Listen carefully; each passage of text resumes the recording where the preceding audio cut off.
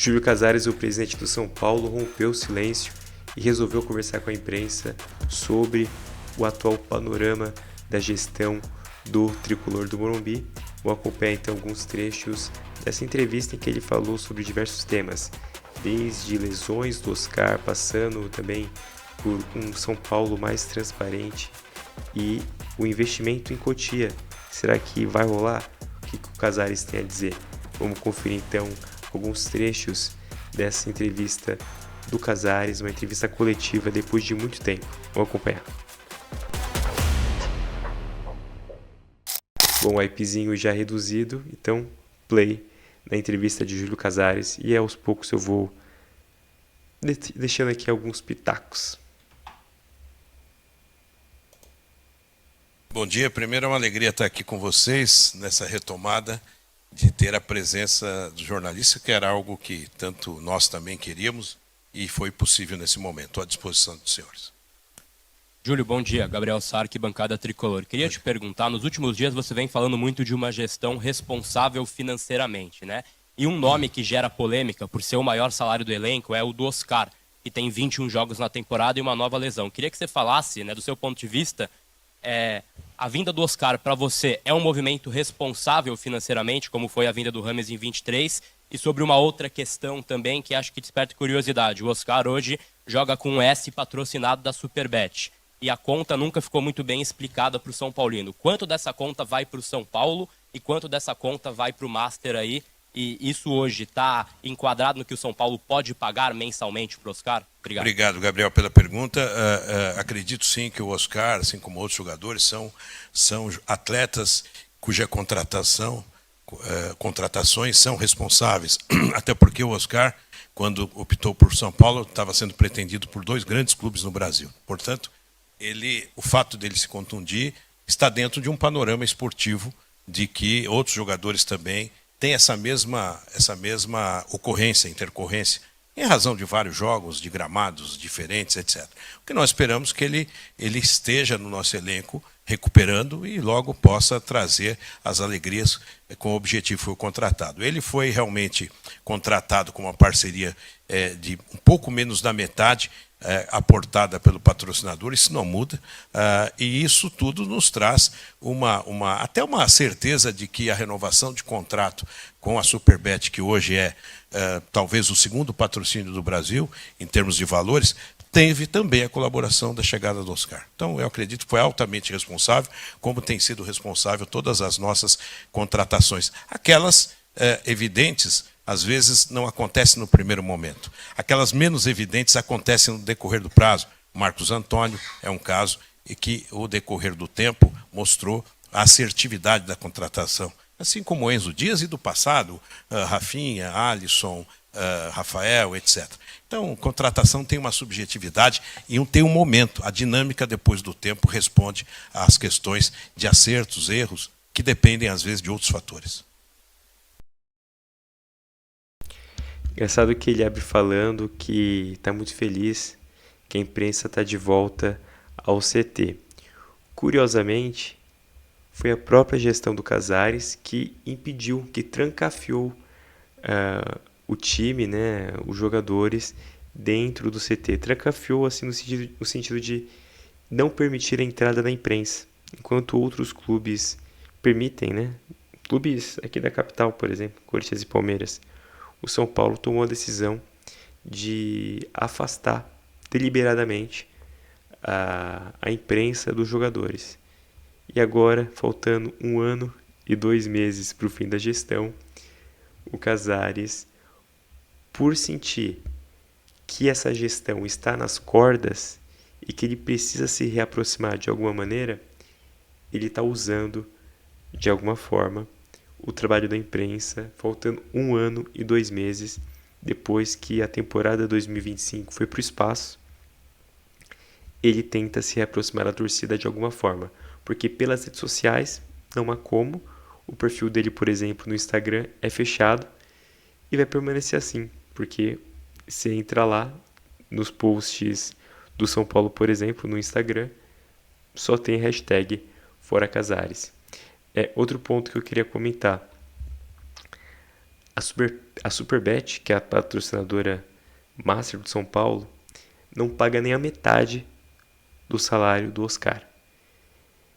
E o Casares acredita que a vinda do Oscar vai permitir, ou melhor, permitiu, né, que fosse renovado por um valor ainda maior o contrato com a Superbet.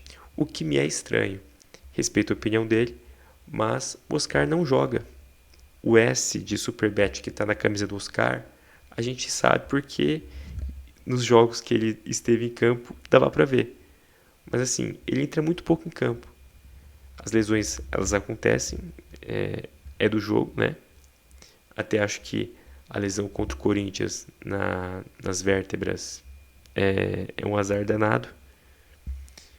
Agora, de fato, assim, se eu sou o dono da Superbet, acionista da Superbet, eu repenso se eu quero manter esse contrato com o Oscar, porque ele não está em campo, o S da Superbet não aparece.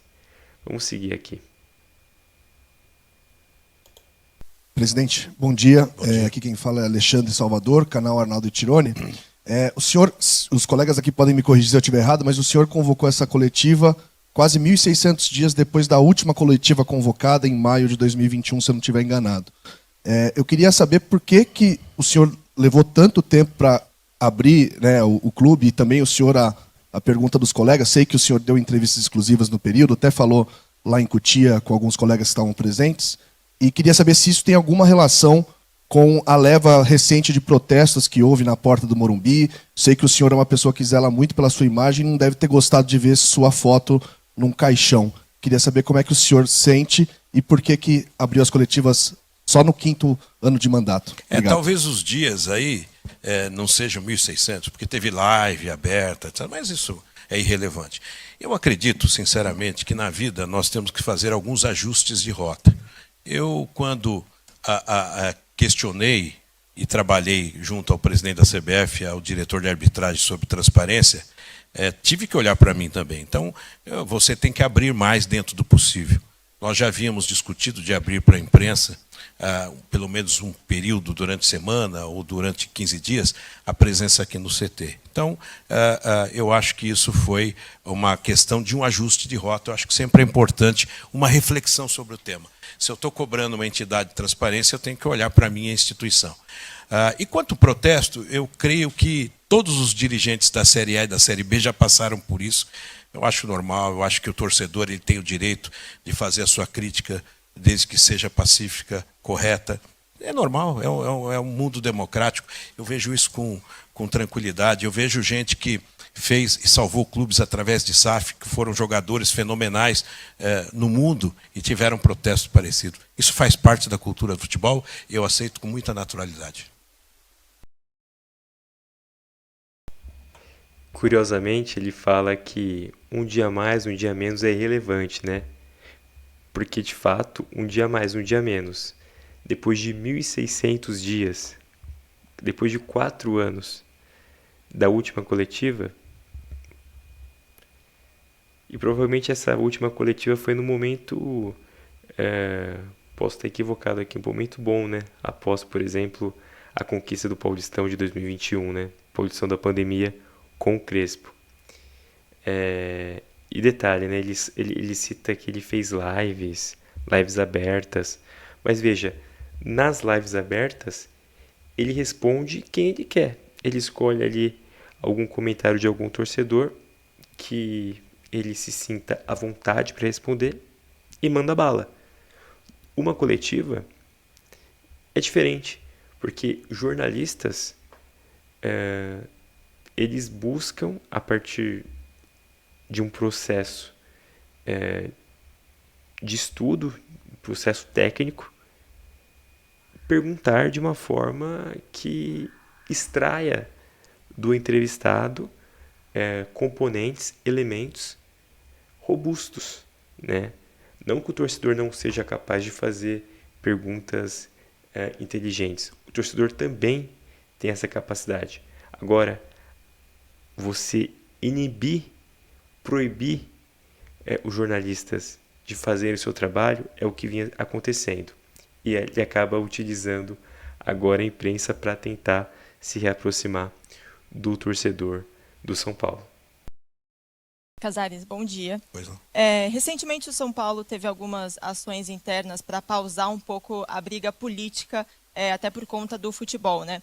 Mas existe uma preocupação muito grande do torcedor sobre o futuro do São Paulo, por conta de receitas que estão sendo adiantadas e por conta até mesmo de rachas políticos que estão acontecendo dentro da sua gestão. E acaba que a gente não pôde ouvir oficialmente ninguém do São Paulo falar sobre o que de fato está acontecendo. Aqui hoje mesmo tem muita gente envolvida, pessoas que podem concorrer, enfim.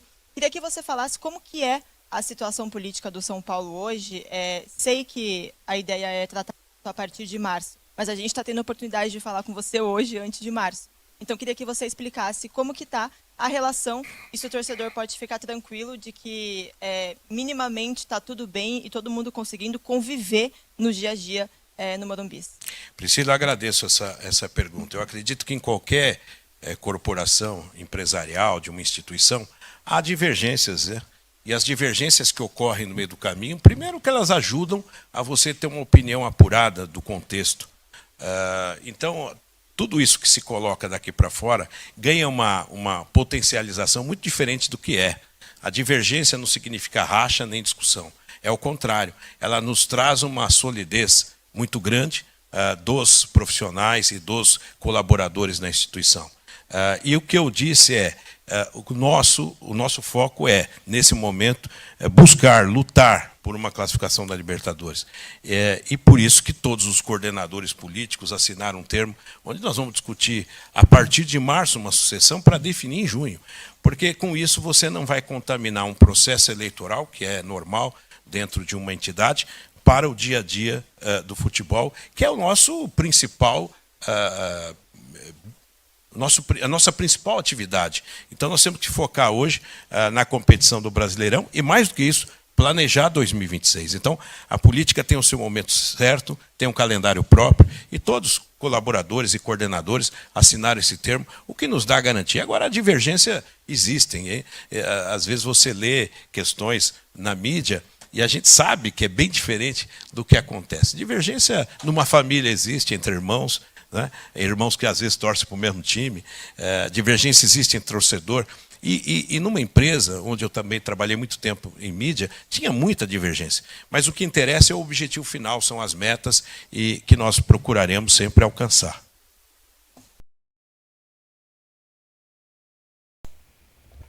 Pena que a meta agora é Libertadores, né? Porque é o que nos restou depois de uma temporada, mais uma aí, com fracassos acumulados. Nessa pergunta, acho que ele até respondeu, né? Diz que a questão do processo eleitoral fica para março do ano que vem.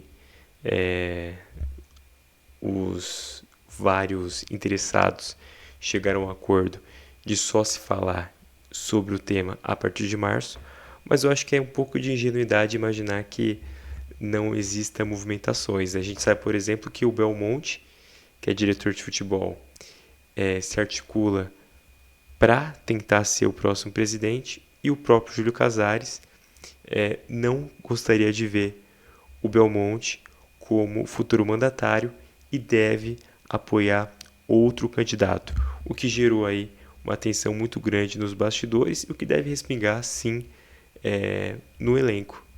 Até porque o Belmonte é muito querido pelo elenco, né? Talvez é um componente que cause aí no Casares um certo estranhamento nessa relação com o Belmonte e jogadores. Vamos acompanhar mais umas 2 perguntinhas para que esse vídeo não fique tão longo. Prefiro que a gente reflita sobre as principais respostas aí nas 5 primeiras perguntas que foram feitas para o Casares. Presidente, bom dia. Bom dia. Sobre a negociação de Cotia e o que vem sendo vinculado, o que a gente sabe e até o que não sabe, né? A gente já sabe de 250 milhões, que seria essa primeira proposta, com 50 milhões apenas para o abatimento das dívidas.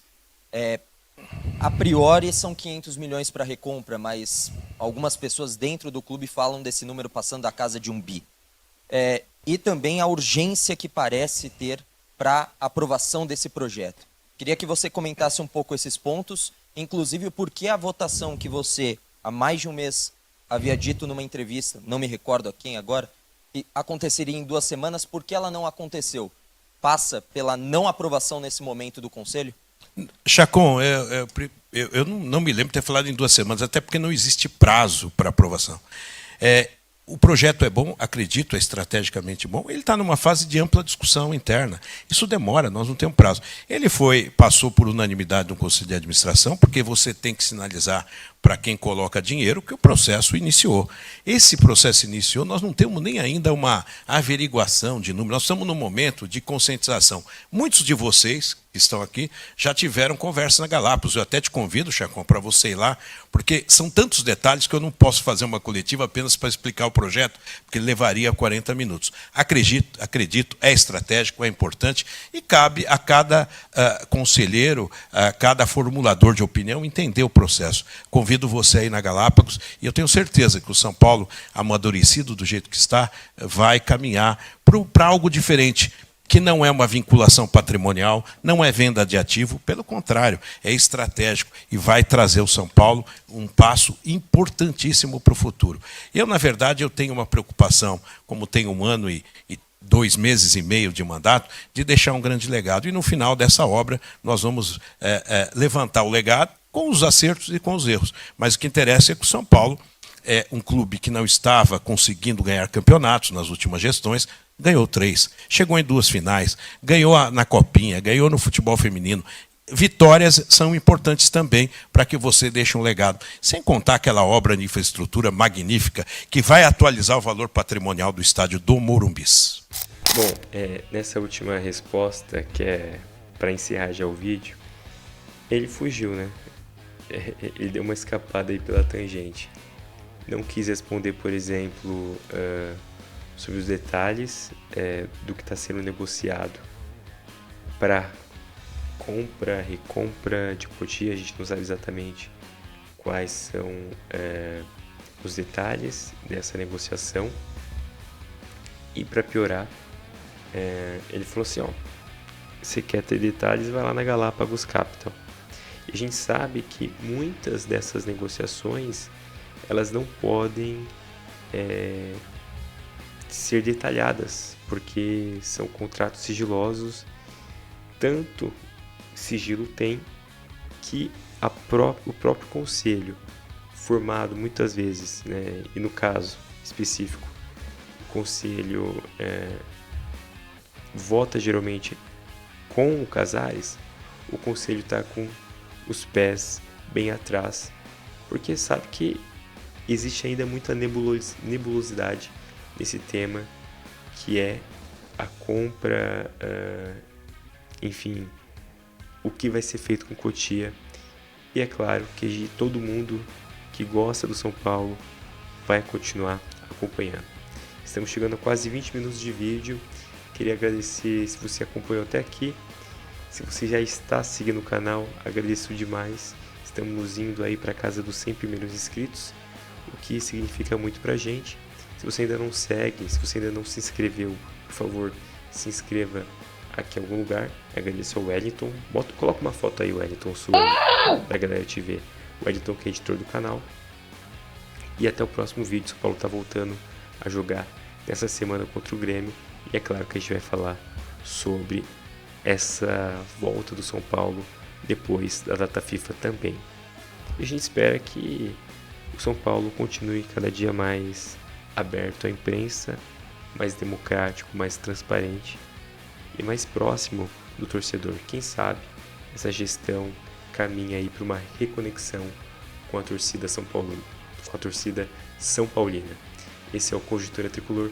Muito obrigado e até o próximo vídeo.